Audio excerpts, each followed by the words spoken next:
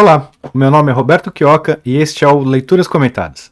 Nesse quadro eu farei uma leitura e, assim que achar pertinente, vou proferir meus comentários sempre à luz da Escola Austríaca de Economia e do libertarianismo. O artigo selecionado hoje é o artigo O Contrato Social e o Consentimento do Governado. Esse artigo é escrito por Robert Higgs, ele é um grande teórico anarcocapitalista, libertário e um seguidor da Escola Austríaca de Economia também. Então ele tica aí todos os quesitos para ser um dos grandes, e ele realmente é um dos grandes.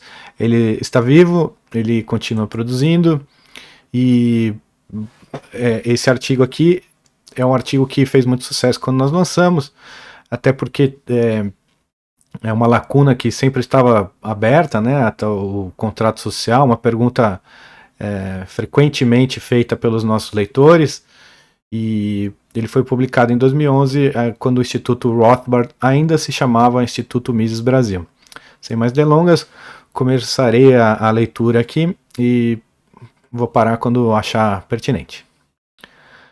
O contrato social e o consentimento do governado.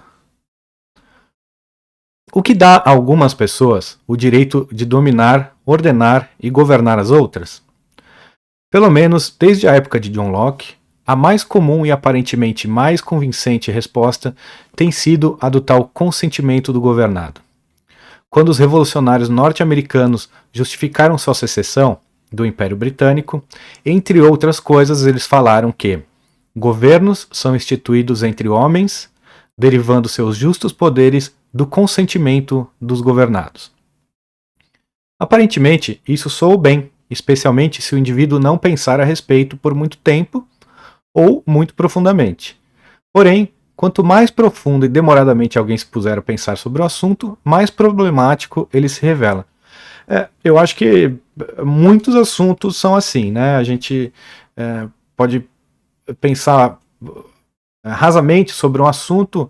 A economia sofre muito disso, né? Mas não só a economia, muitos assuntos sofrem desse problema também de pensamentos rasos, né? O mais simples, o mais bonito pega, e pensar muito sobre o assunto acaba não soando tão bem, né? Acabam surgindo problemas. Nem o anarcocapitalismo, o libertarianismo, sim, tem pontos em que o pensamento, a extensão desse pensamento aos mais profundos argumentos leva a problemas que podem surgir, coisas ou questões muito difíceis de serem solucionadas, né? Isso não é diferente com o contrato social, mas o contrato social, vocês vão ver aqui no decorrer do artigo que ele vai ser desmoronado, né? E nem é um pensamento tão longo, né? O artigo não é muito longo. Então eu vou seguir aqui a leitura. Várias perguntas imediatamente vêm à mente. Todas as pessoas devem consentir? Se não, quantas devem?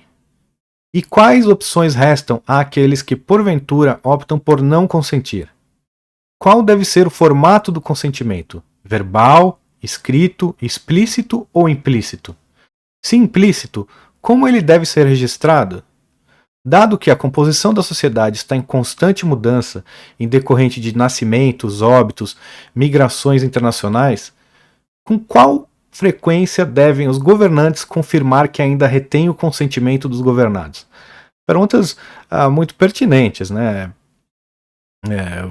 Para um contrato ser válido, na verdade, uma pessoa deve consentir, na verdade duas, né? As duas que assinam, as duas partes do contrato. Mas o contrato social, ele teoricamente tem uma névoa maior, mas são perguntas que a gente deve mesmo fazer para... Eu vi aqui que não estava aparecendo tudo para vocês, desculpa. A gente deve mesmo fazer e fazer para as pessoas que defendem o contrato social, para as pessoas que acham que é uma teoria válida. Essas perguntas devem estar sempre na nossa cabeça, e a gente deve levar isso em frente. Uma época, logo que a gente começou com o Instituto tal, e a migrar no libertarianismo, né? E começaram os vídeos, né? Com o YouTube, as pessoas fazendo vídeos. Uma sugestão de vídeo que eu fazia para os colegas libertários, como o Daniel Fraga e outros, né? Que estavam nesse meio dos vídeos, era fazer uma série ou um vídeo indo atrás, né? Uma reportagem investigativa, mostrando uma pessoa querendo cancelar o tal do contrato social, ou pelo menos ver o tal do contrato social, trazer a legitimidade, mostrar o porquê é legítimo, onde está, onde se encontra quem assinou, quem concedeu. Muito importante, mas ninguém acabou fazendo, segue a ideia aí, tá viva. Acharia bem legal ir buscar conversar com membros do Estado, com juristas, e fazer essas perguntas todas, né? Não só essas que eu vou apresentar aqui esses questionamentos que eu vou apresentar aqui no vídeo, mas também fazer essas perguntas, mais perguntas, né? Temos outros textos, né, do contrato social, talvez até eu faça o próximo na sequência, tem um do Tom Woods muito bacana. E, bom, essas perguntas não tem como haver um contrato sem que elas sejam respondidas, né? Muitos problemas, muitas falhas, uma lógica perturbada, né, do contrato social, como mostra aqui, e vocês vão ver absurdamente injusto, né, um contrato injusto. Não se manteria provavelmente em nenhum julgamento, não seria aceito por nenhuma corte um contrato dessa natureza, né, feito sob esses moldes. Então, eu vou seguir aqui. A legitimidade política, pelo que se pode ver, apresenta uma variedade de dificuldades quando saímos do âmbito das abstrações teóricas e partimos para a percepção prática. Levanto essa questão porque, no que concerne ao chamado contrato social, frequentemente tive a chance de protestar dizendo que jamais havia visto tal contrato. Muito menos havia sido consultado sobre meu consentimento quanto a ele. Para ser válido, um contrato requer oferta voluntária, aceitação e compensação. Como jamais recebi tal oferta de meus governantes, certamente jamais aceitei tal contrato. E, em vez de compensação, tudo o que recebi dos meus governantes foram desconsideração, desrespeito e desdém. Para não mencionar o fato de que os governantes, não obstante a ausência de qualquer acordo, sempre ameaçaram explicitamente me infligir grandes danos caso eu não obedeça aos seus éditos. Mas que insolência monumental a dessa gente! O que lhes dá o direito de me roubar, de me perseguir e de me ameaçar? Certamente não é o meu desejo ser um cordeirinho que eles podem tosar e trucidar sempre que considerarem conveniente para a consecução dos seus próprios fins. Perfeito. Ademais, quando desdobramos a ideia do consentimento do governado em detalhes realistas, toda a noção imediatamente se torna completamente ilógica e absurda. Apenas considere como tudo iria funcionar. Um pretenso governante se aproxima de você, oferecendo um contrato esperando a sua aprovação. Eis o acordo, diz ele. Eu, a pessoa da primeira parte, o governante, prometo estipular quanto do seu dinheiro você deve me entregar, bem como quando, de que maneira e para onde a transferência será feita. Você não terá nenhuma voz ativa na questão, exceto implorar por minha clemência. E, caso não cumpra meus ditames, meus agentes irão puni-lo com multa, aprisionamento, confisco de bens e, na eventualidade de uma obstinada resistência, até mesmo com a morte. Bom, aí já acabou com todos os seus direitos, né? Ele mesmo estipula quanto, como, onde, e também coloca que você só pode implorar mesmo por clemência porque a gente não tem nenhuma voz ativa, tanto é que jamais foi feito e jamais será feito um plebiscito para saber se a cobrança de impostos deve ou não seguir existindo, né? E também mostra que essa extorsão ela não é livre de uma ameaça, né? Essa ameaça ela está explícita, né? No item 2 do contrato. Vamos ver se vocês aceitariam.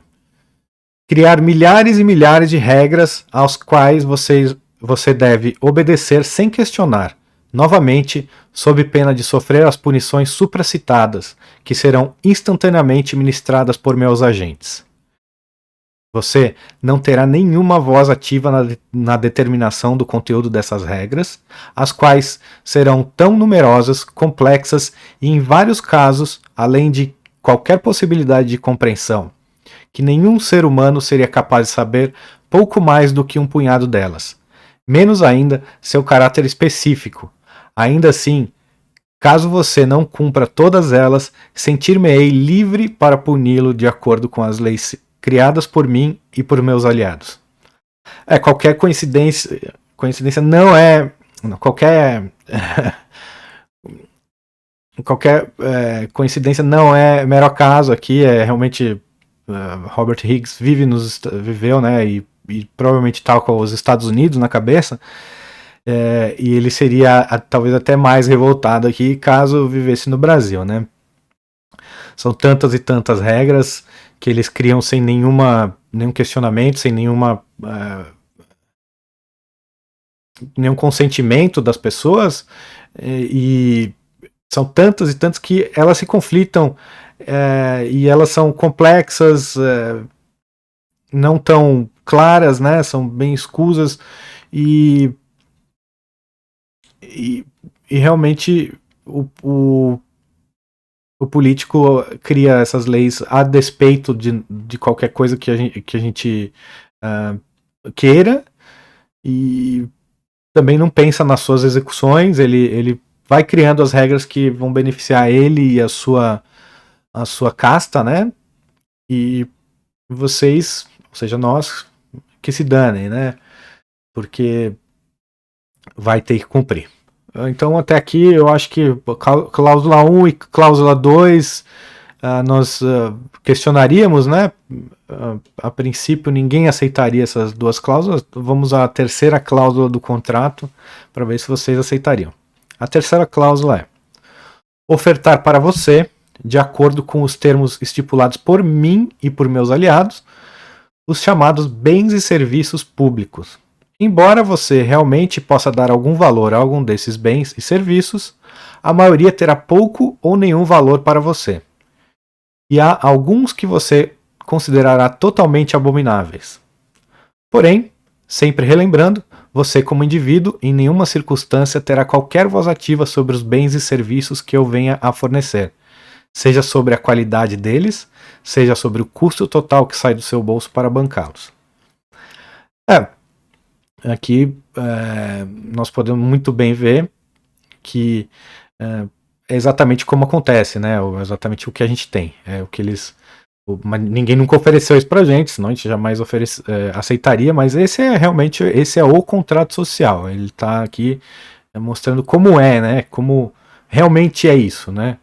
E você não tem nenhum dizer, você não fala nada, você não tem nenhuma influência no serviço que vai ser prestado. Por exemplo, eu não vejo nenhum benefício, não tenho nenhum benefício da maioria dos serviços públicos, né? E eu acredito que a maioria também não tenha. Pelo contrário, né? A gente, quando usa algo público, é porque a gente não tem condições de usar o privado, ou porque o governo proíbe, ou porque realmente acabou o dinheiro. Mas tudo que a gente pode, a gente consome privado, sempre, né?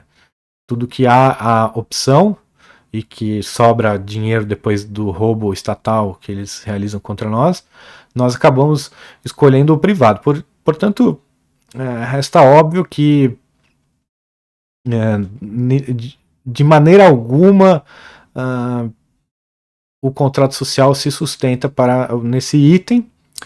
E pior ainda, tem bens e serviços, bens, né, maus, e serviços públicos que nós abominamos muitos deles, né, como, por exemplo, o pagamento de fiscais que achacam trabalhadores, porque sejam fiscais do trabalho ou fiscais da vigilância sanitária, fiscais do imposto de renda. Todos esses são coisas abomináveis, seja por coisas ainda mais obviamente abomináveis, porque o Estado ainda se preocupa em esconder sob um manto de benevolência ou de obrigação, de direitos e deveres, mas tem alguns serviços que é impossível o Estado esconder, como por exemplo o aborto, né, o financiamento de aborto, o financiamento da divulgação de ideologias completamente nefastas, como o socialismo e os seus desmembramentos. Tudo isso realmente é terrível. São coisas abomináveis que o Estado está te fornecendo e você odeia isso. Você não jamais consumiria um produto desses, né? Você jamais iria. Eu acredito, quero crer, né, que vocês jamais bancariam um ladrão para roubar o seu vizinho, vocês jamais pagariam um capanga para bater em alguém que não tenha o vitrô da janela do banheiro dos funcionários com certas medidas, ou multasse alguém por estar. Ou roubasse, né? Roubasse alguém por estar, por exemplo, dirigindo a 55 por hora na marginal. São serviços terríveis e ninguém iria bancar esse serviço. Eles só podem existir no Estado, não só numa sociedade com Estado, né? Não só porque esses serviços são completamente antiéticos e criminosos, e só uma sociedade estatal é a barbárie, né, que pode ter a barbárie institucionalizada, os crimes institucionalizados, e numa sociedade libertária, uma sociedade livre, que de respeito à propriedade privada e aos valores que nós defendemos, essa sociedade jamais aceitaria crimes, né? Crimes institucionalizados. Não, mas é assim e pronto.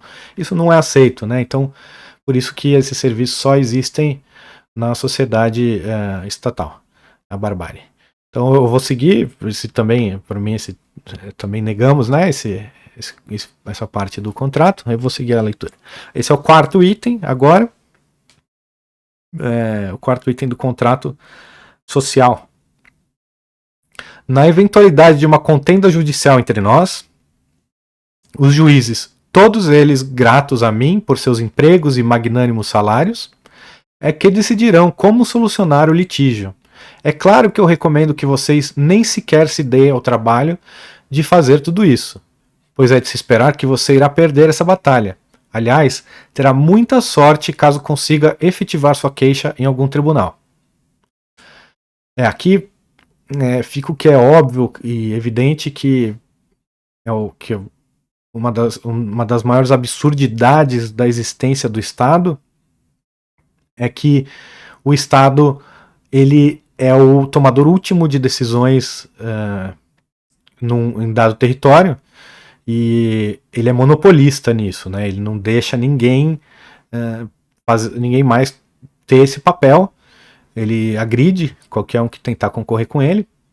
E ele é o tomador último das decisões judiciais, mesmo que eles sejam dos envolvidos. Então, não adianta você ir na delegacia prestar queixa do roubo que você acabou de sofrer de um fiscal da Receita. O fiscal da Receita foi na sua empresa ou na sua casa e te roubou tudo o que eles dizem que você deve pagar para eles, ou seja, um roubo, né?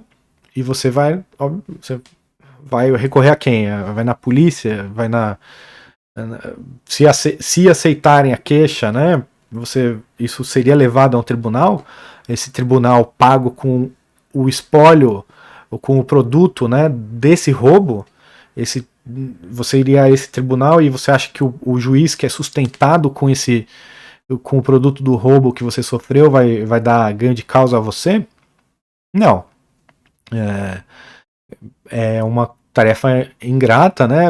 E mesmo que alguém consiga, é muito difícil, mesmo que te cobrem um imposto além do que eles dizem que você deve, né? Às vezes acontece, o Estado rouba mais do que ele mesmo está falando que ia roubar, e você vai lá e consegue ganhar por algum motivo, porque você não está reclamando de todo, né? Você não está reclamando do ponto principal aqui, você vai reclamar de um excesso, mesmo esse excesso muitas vezes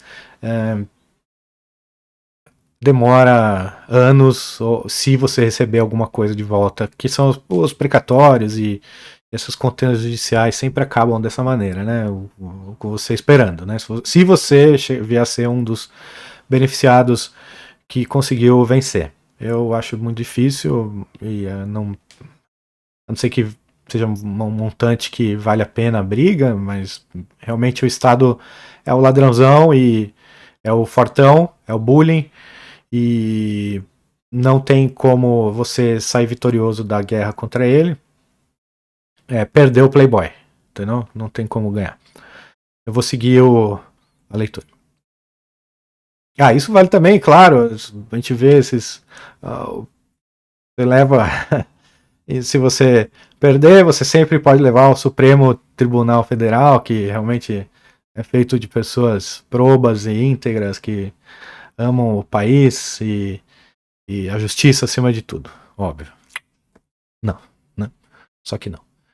Continua a leitura. Em troca desses benefícios governamentais supracitados, você, a pessoa da segunda parte, o governado, promete 2 pontos.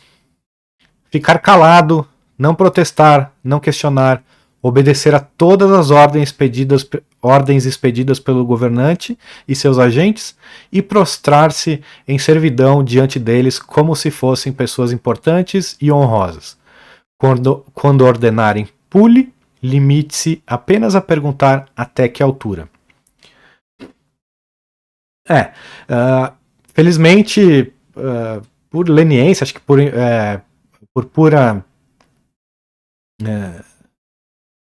pura ineficiência estatal, a gente tem a possibilidade ainda de estar aqui, e não só aqui, às vezes na rua. Eu já tive a oportunidade de sair algumas vezes na rua para protestar contra os impostos. Acho que uma das únicas, né, pautas legítimas para se organizar um protesto. Eu lembro que eu organizei um protesto contra o PNDH3 muitos anos atrás, até o Rodrigo Constantino foi meu parceiro nessa, né? Ele era um pouco diferente na época, ou pelo menos dizia ser, e ele me ajudou, bem como o pessoal do Liber, do finado Liber. A gente fez esse protesto contra o PNDH3, foi muito interessante, tinha umas pautas realmente genuínas e legítimas ali, mas depois eu lembro que um rapaz, acho que se chamava Renato, ele pegou o megafone que a gente tinha lá no protesto e ficou gritando o que realmente importa, né? Imposto é roubo, Estado é quadrilha, todas essas palavras. E foi muito legal que depois disso tudo acontecer, foi um sucesso o protesto, teve cobertura da Globo, porque na época a Globo tinha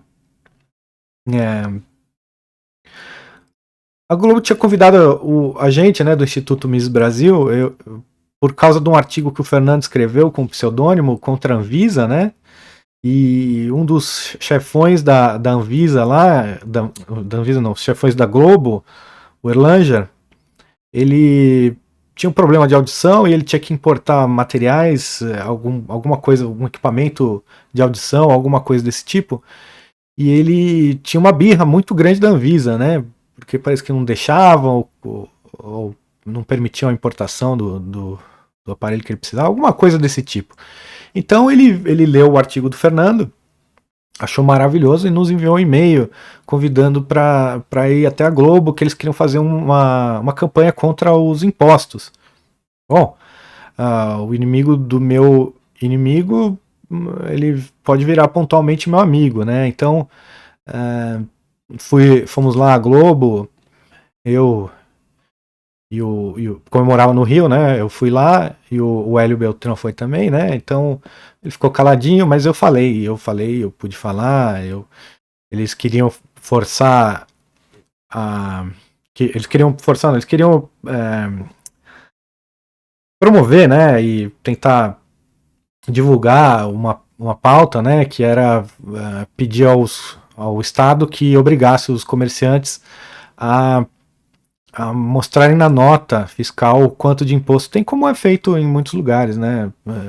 Mas é um pouco diferente, por exemplo, nos Estados Unidos e no Canadá, o imposto ele vem na nota, ele não está na gôndola, né? Quando você na gôndola, na prateleira, quando você vai ver o preço dos alimentos ou das coisas, ele está lá o preço X e depois, na hora que você paga, aí se soma o imposto, né? O imposto sobre as vendas. Eles queriam fazer isso no Brasil, mas de uma maneira obrigatória. E eu fui contra. Eu falei, não, eu acho que se você quiser divulgar isso para uma campanha para pedir, para tentar convencer os empresários a divulgarem na nota, eu acho valiosíssimo e até mais simples do que pedir ao Estado, né? Que você tem que convencer os deputados e eles têm os seus interesses, enquanto para os empresários isso é só uma coisa que soa bem, né? Poxa, legal, eu acho mesmo um absurdo esses impostos, então vou divulgar quanto de imposto, porque senão ficam achando que o empresário é um malvadão, quando na verdade não é, né? O empresário, a margem de lucro dele muitas vezes é muito menor do que a margem que o sócio parasitário de todas as empresas toma, que é o Estado, né? Os impostos. Então, beleza, fizemos uma campanha, ficou um vídeo bem bacana, não tinha isso lá, né? Não tinha esse pedido nas campanhas. Eu que mandei as ideias pro Erlanger, pra turma lá, porque já tinham muitos anúncios feitos. Se eu não me engano, em Liechtenstein, não me lembro se era em Liechtenstein, ou não vou me lembrar de onde eram, mas tinha uns vídeos já no YouTube na época. Eu mandei todos e depois voltamos à reunião, fomos chamados lá para ver o projeto e aprová-lo. Eu achei muito bom o vídeo, aprovei. Saiu o logo do Instituto Mises lá, foi muito bom. Não deu nenhum retorno pra gente, eu acho, ou deu, não sei.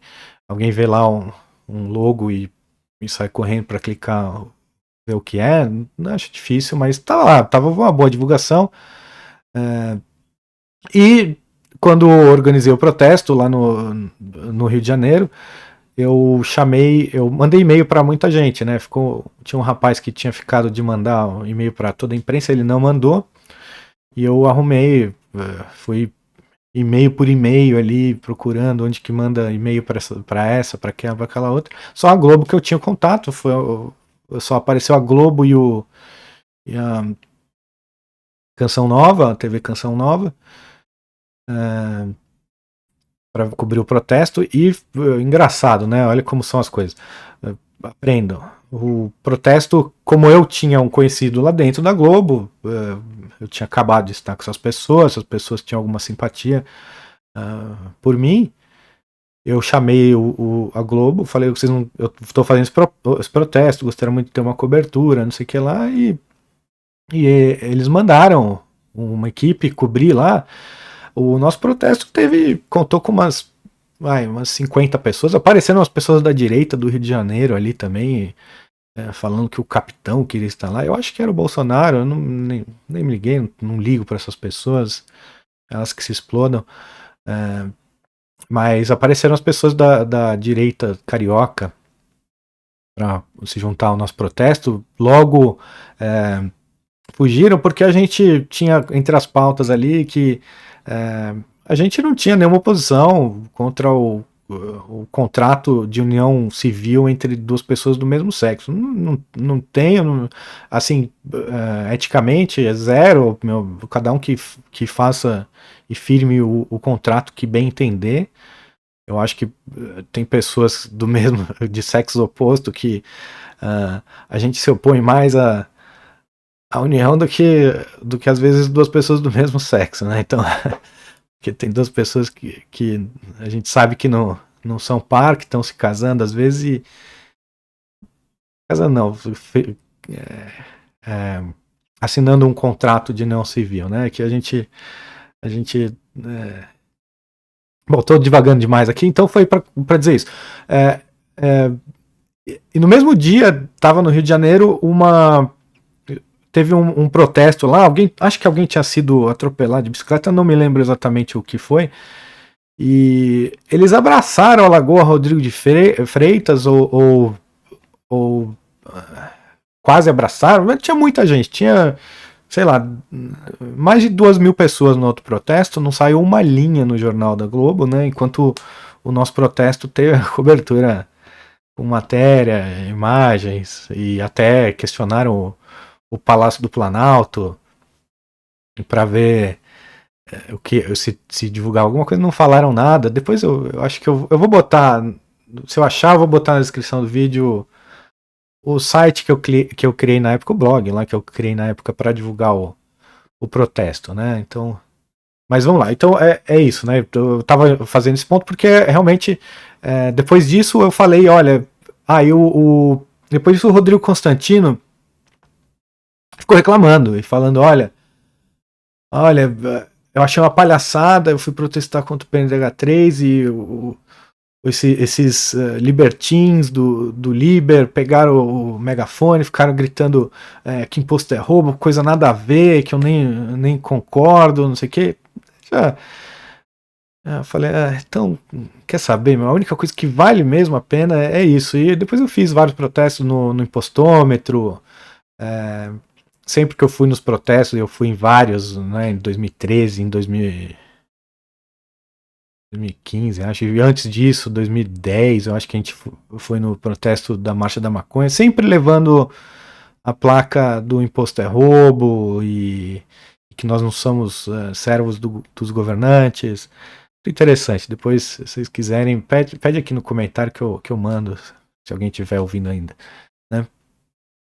Então, assim termina o contrato social descrito por Robert Higgs, e ele continua, né?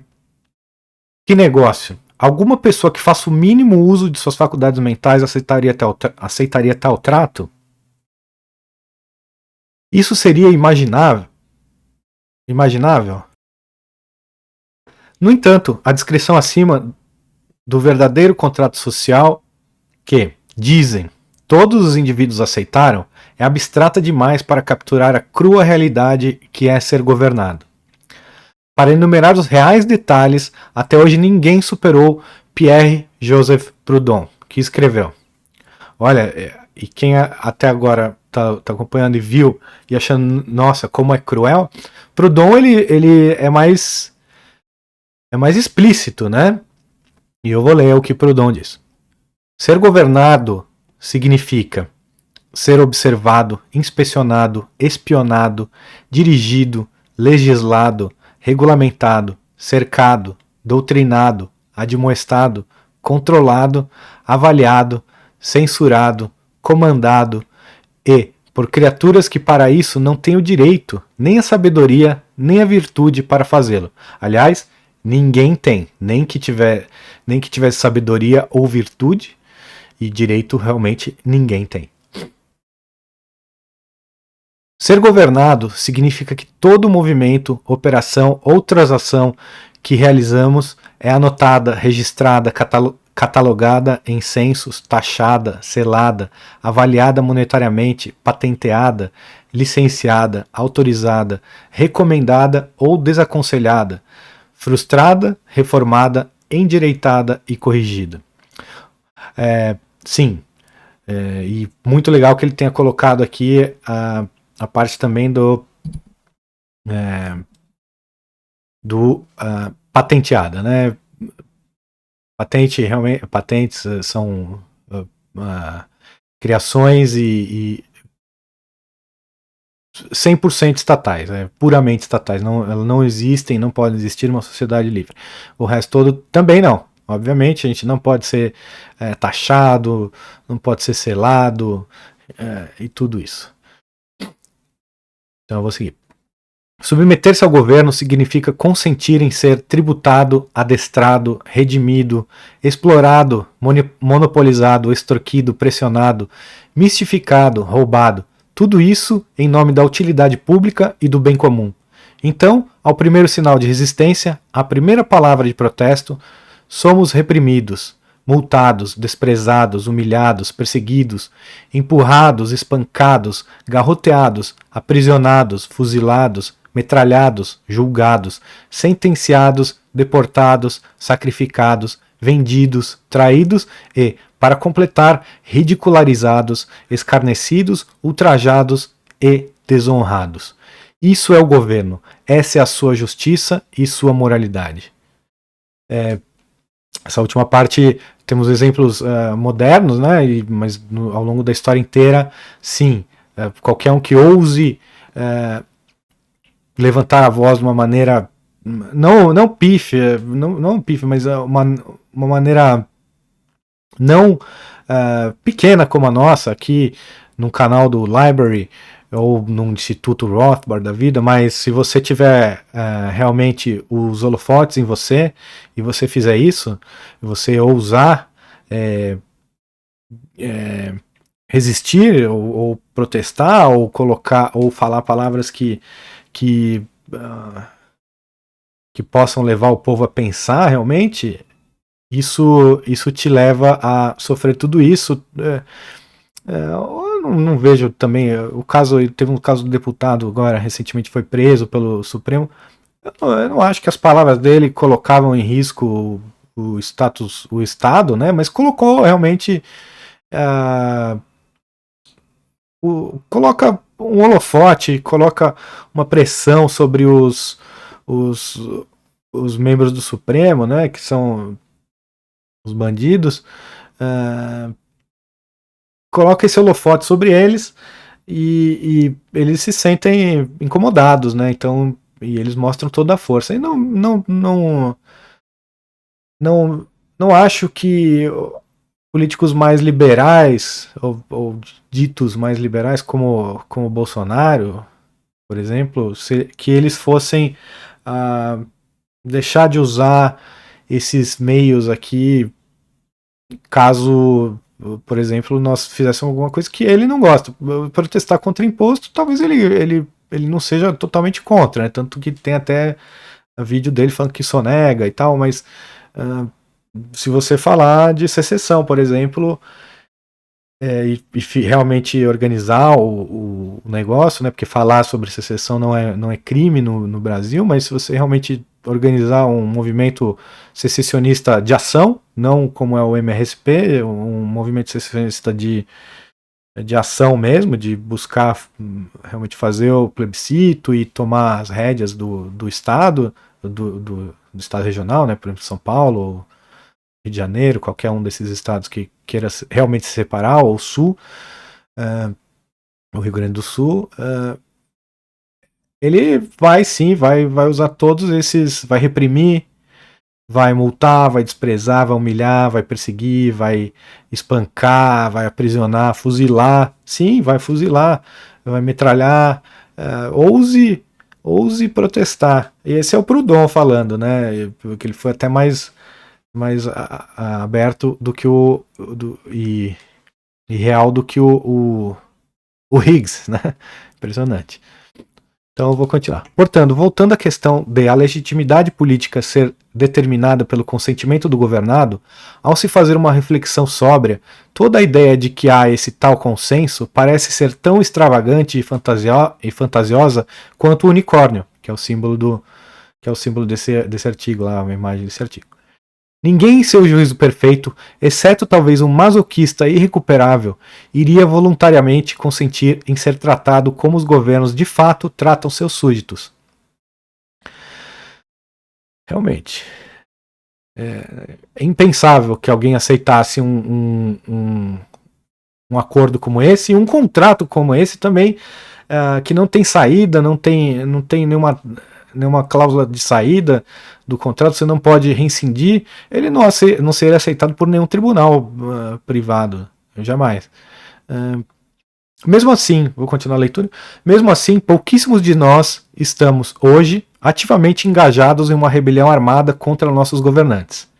E é exatamente essa ausência de uma sincera e total revolta violenta que, estranho de dizer, alguns comentaristas midiáticos tomam como evidência de nosso consentimento para com a maneira ultrajante como o governo nos trata.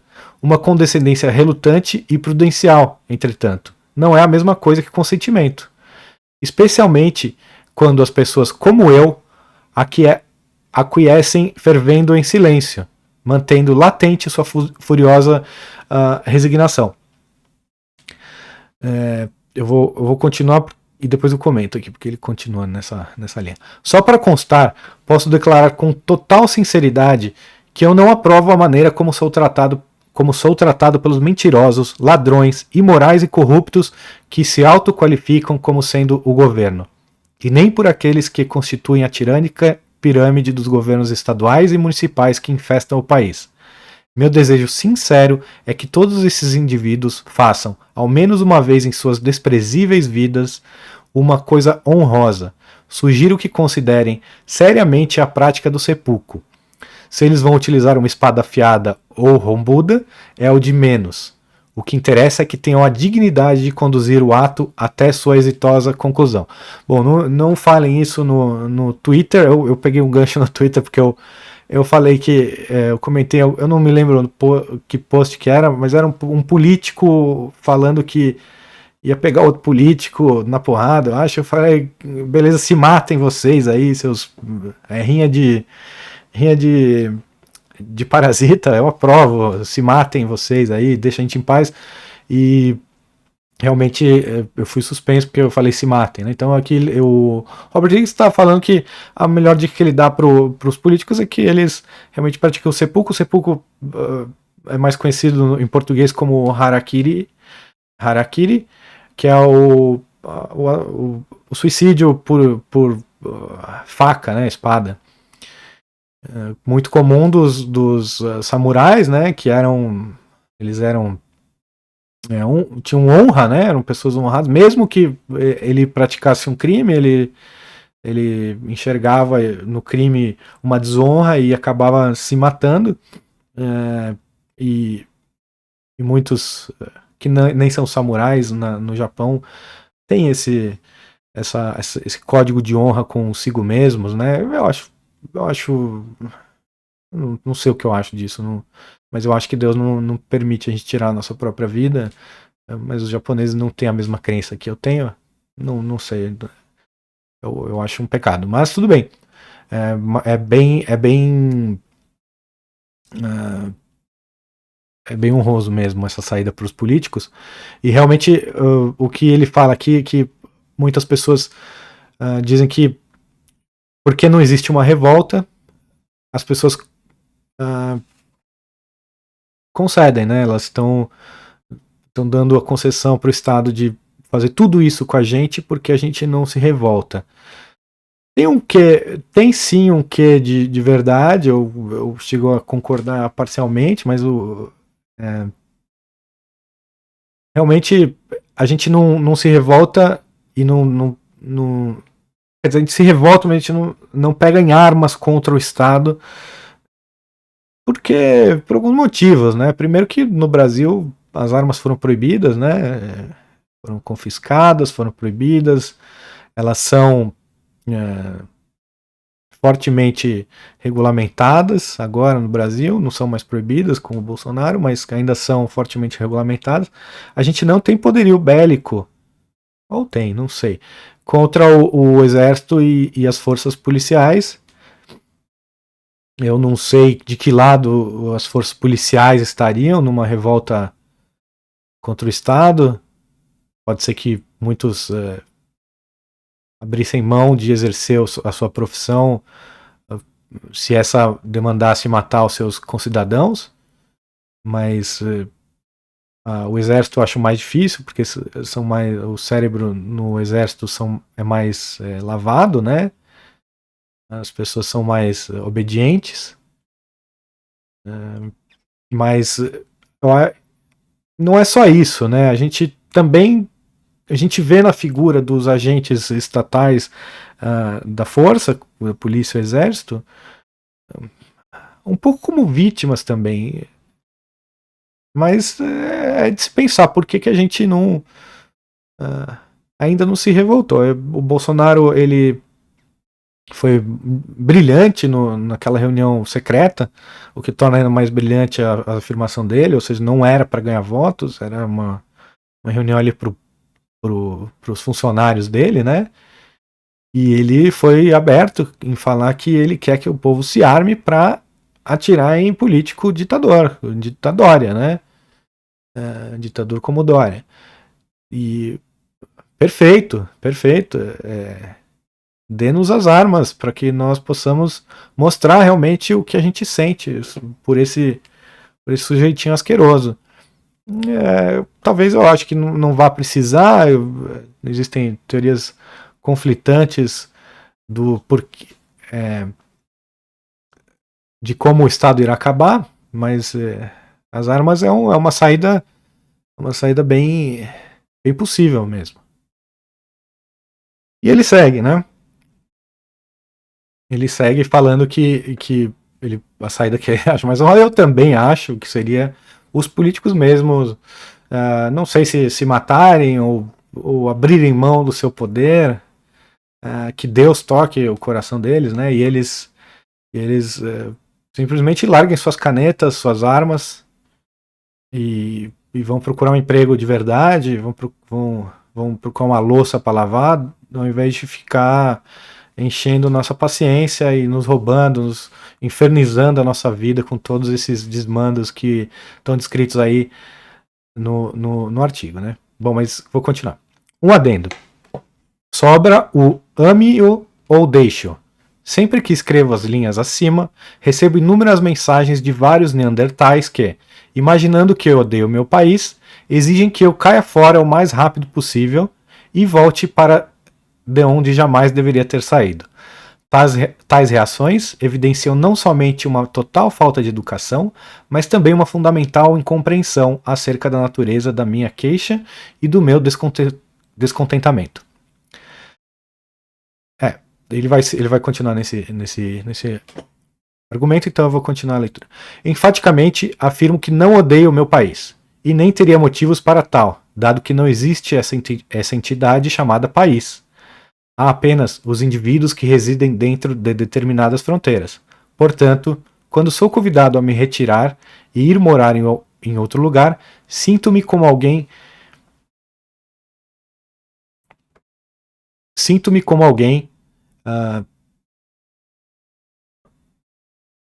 que mora em uma cidade que foi tomada por um bando de arruaceiros que deram a seguinte ordem: quem não gostar de ser roubado, ameaçado, intimidado e molestado por rufiões indesejados, que se mude para outra cidade.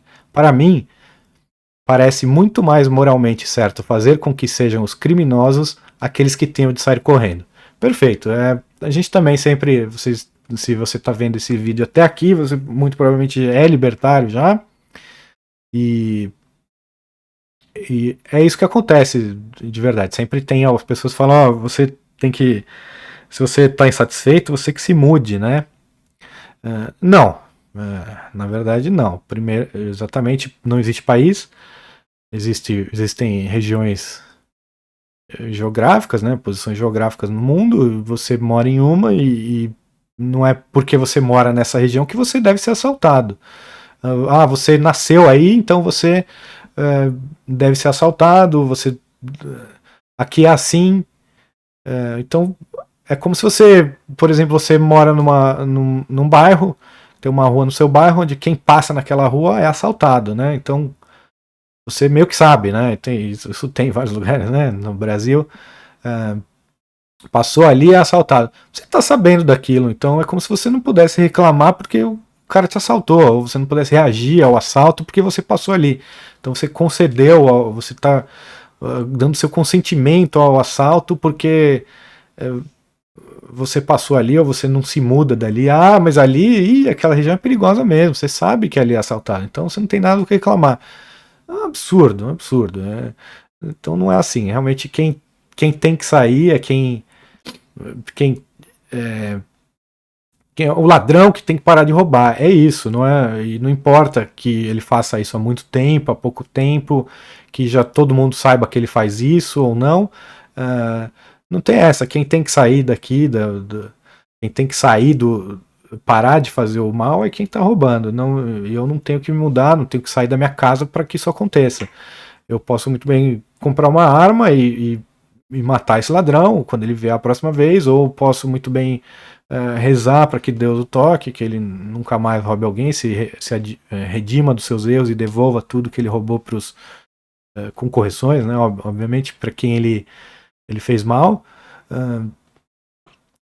ou que ele cometa aí no fim de todo o harakiri, o suicídio, que seria uma saída honrosa para ele. Mas eu prefiro que eles venham viver uma vida de arrependimento e servindo aos que ele fez mal, né? Então eu acho que quem tem que sair é quem roubou. Bom, é isso. Esse artigo não ficou tão longo, 50 minutos, e eu acho que a gente cobriu bem ele. Me falem aqui na descrição, nos comentários, o que vocês acharam. Se gostou, eu tô no Library só por enquanto, talvez eu não sei, não vou, por enquanto não quero postar em nenhum outro lugar, vou postar só no Library. Se você tiver no Library, tiver uma Library Coins aí para mandar, mande também, a gente sempre agradece. E vou tentar fazer mais vídeos. Me dê uma força aí nos comentários, dá uma força aí nos comentários que eu faço mais. Falem o que vocês acharam, dê as dicas aí. Agora com o microfone melhor, talvez o ajuste não esteja perfeito ainda, mas vamos ver. Me digam aí o que vocês acharam. Um abraço, obrigado e voltem sempre.